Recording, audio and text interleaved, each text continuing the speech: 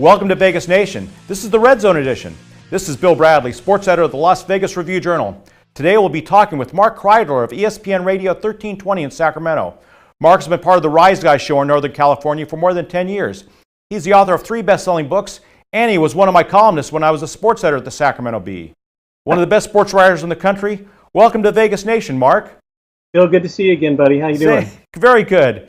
Mark, you talk to Raiders fans every day on your radio show. What is Northern California saying about the Raiders' impending move to Las Vegas?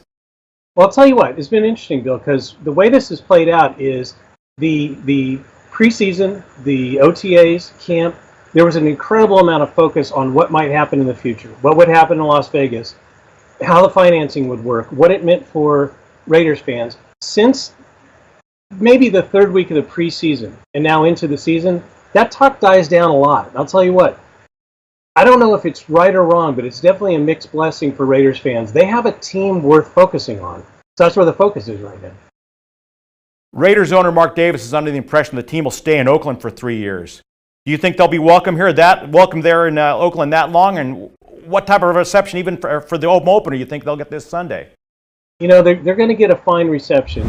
The one thing that's happening right now, and again, this is just the beautiful benefit of having a competitive team, is that Raiders fans will refocus during the season on sort of what's going on the field. In terms of the 3 years, I've always been skeptical, Bill. I'll just leave it at that. I don't know where they would go. I don't know exactly what they would do in the interim. But I can envision a scenario in which this year leads to next year, and next year is a we'll see. It's really hard to look out 3 years from now with a franchise that has already declared its intention to leave. What that does to the fan base, I don't know.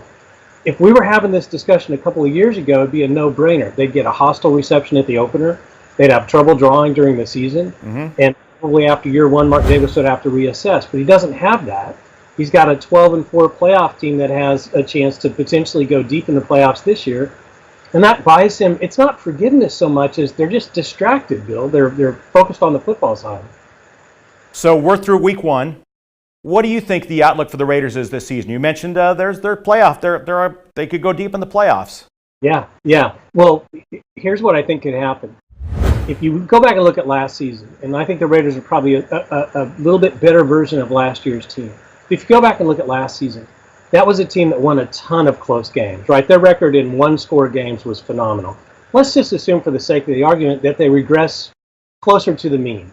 If they play 8 one-touchdown games, they'll win 4 instead of 6 or 7. Right. If that happens, you could have a team that's an incredible threat that still goes 10-6 instead of 12-4. And that's where I think they're headed. You've seen the AFC West. It's brutal. It is brutal.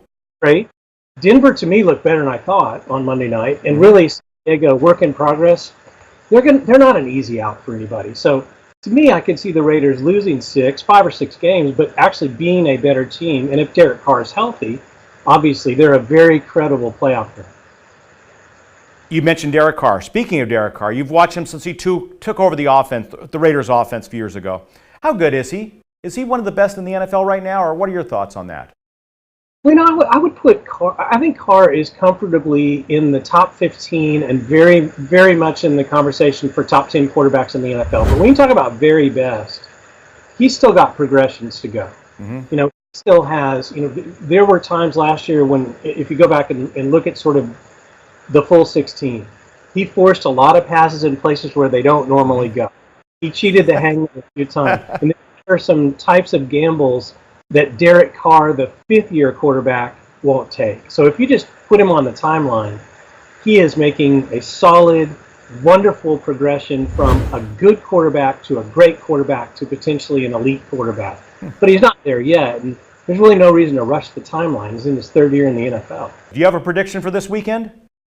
For this game, yeah. I mean, to me, if the Raiders don't hang 28 or 35 on the Jets, I'll be disappointed. So, I'll go 35-10. Okay. By the way, Ed Graney says to tell you hi. Nice. Mark, thanks for taking time with us today. You can listen to Mark at ESPN1320.net from 2 to 6 p.m. Pacific Time with his partner Whitey Gleason. You can catch all of our Raiders news at reviewjournal.com/Raiders or search on Twitter for hashtag Las Vegas Raiders for my tweets about the team. Mark, I appreciate your time again. Anytime, Bill. We'll talk again, buddy. Have a good weekend.